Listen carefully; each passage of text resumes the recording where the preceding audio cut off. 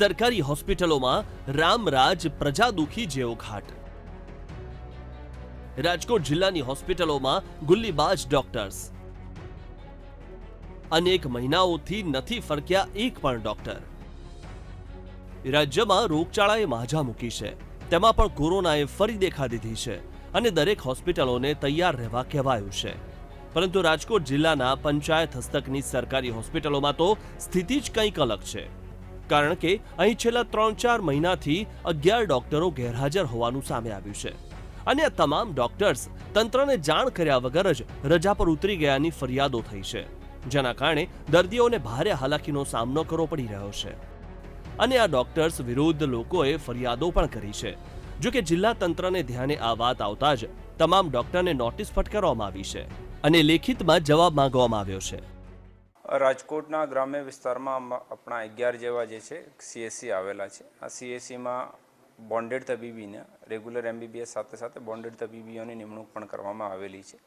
આમાં સરકારશ્રીની સ્પષ્ટ સૂચના છે કે જ્યારે પણ કોઈ ડૉક્ટર 7 દિવસથી વધારે જે બોન્ડેડ ડૉક્ટર છે ગેરહાજર હોય તો આને આપણે નોટિસ દઈએ, એના નોટિસ દયા પછી પણ જે છે આ લોકો હાજર નહીં થાય તો આને છૂટા કરવાના રહેશે અને આના સંબંધમાં 11 જેવા જે બોન્ડેડ ડૉક્ટર છે આને CDHO મારફતે નોટિસ આપવામાં આવી છે। હવે જરા આ સતત ગેરહાજર રહેતા અને ફરજમાં બેદરકારી દાખવી મફતનો પગાર લેતા ડોક્ટરોને પણ ઓળખી લો। મોટી મારડ ગામમાં 2 ડોક્ટરો JR બાલચંદાની અને કૃપાલી ભુવા ગેરહાજર છે, તો વિછિયા ગામમાં પણ 2 ડોક્ટર TK ભરડવા અને RA બેરાણી ગેરહાજર છે। આ સિવાય કુવાડવા ગામમાં ડોક્ટર જેનિશ કદોદરા તેમજ કોલીથળ ગામમાં ડોક્ટર PC સાપોવાડિયા, ભાયાવદર ગામમાં ડોક્ટર AP રૈયાણી, લોધિકા ગામમાં ડોક્ટર ધ્રુવન હિરપરા અને ઋત્વી શિંગાળા તેમજ વીરપુર સરકારી હોસ્પિટલમાં ડોક્ટર HG મૃગ અને ડોક્ટર ધ્રુવેશ બાબરિયા ગેરહાજર હોવાનું સામે આવ્યું છે। આ એ 11 ગુલ્લીબાજ ડોક્ટરો છે જેના કારણે ગ્રામ્ય લેવલે લોકોને યોગ્ય સારવાર નથી મળી રહી અને ખાનગી દવાખાનામાં લોકોને ધક્કા ખાવા પડે છે।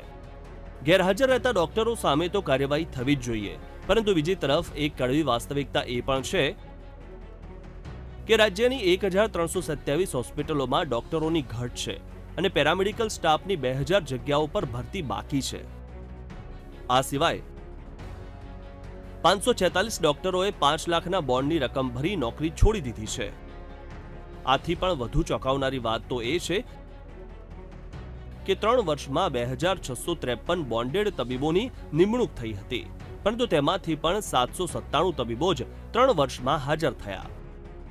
આમ રાજ્યમાં 1310 એવા તબીબો છે જેમણે નોકરી પણ નથી સ્વીકારી અને બોન્ડ પણ નથી ભર્યા, પરંતુ આવા તબીબો સામે કોઈ કાર્યવાહી કરવામાં નથી આવી। તેવામાં વિચાર કરી શકો છો કે આપણી સ્વાસ્થ્ય વ્યવસ્થાઓની કેવી દુર્દશા છે। કેમેરામેન ધવલ ગોંડલિયા સાથે શનિ મૈયડ, VTV ન્યૂઝ, રાજકોટ।